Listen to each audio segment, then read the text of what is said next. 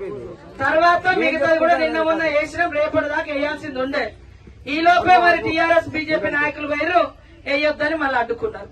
మరి 27 లక్షల కోట్లు అప్పు చేసి పోయినాయన. ఇప్పుడు నెలకు 25,000 కోట్లు వడ్డీ కట్టాల్సి వచ్చింది. దాంతో కొద్దిగా లేట్ అయింది. రైతు రుణమాఫీ పక్కాగా చేసి చూపించారు. ఆనాడు వైఎస్ఆర్ కాంగ్రెస్ ఉన్నప్పుడే అందరు రుణమాఫీ అయింది. అప్పటి నుంచి ఇప్పటి వరకు అందరిది ఎవరిది కాలే. 5,000 10,000 తీసుకుంటూ పోతే వడ్డీలకు వడ్డీలు కట్టారు. అట్లా కాకుండా 15వ తారీఖు లోపు అందరికి, ఆగస్టు 15 లోపు అందరికి వేసే బాధ్యత నాది. నేను ఒకటే చెప్తున్నా, మీరు ఇవాళ వచ్చింది 100 రోజుల పని. ఈ పని ఎవరు పెట్టిందో తెలుసా అమ్మా? కాంగ్రెస్ ప్రభుత్వం తెచ్చింది.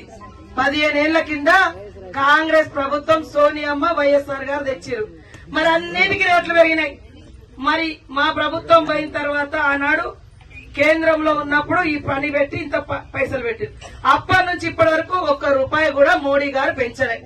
మరి బట్టలకు పెంచిండు, బంగారాన్ని పెంచిండు, దేవుడు దేవుడు అంటాడు, దేవుడికి పెట్టే అగరబత్తికి పెంచిండు, పాల ప్యాకెట్ పెంచిండు, అన్ని పెట్రోల్ డీజిల్ పెంచిండు.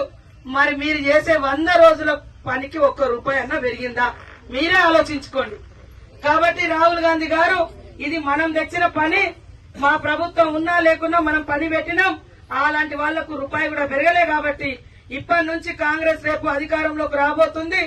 ₹400 కేంద్రంలో దేశంలో ఉన్న వాళ్ళందరికీ కూడా ప్రతి కూలికి 4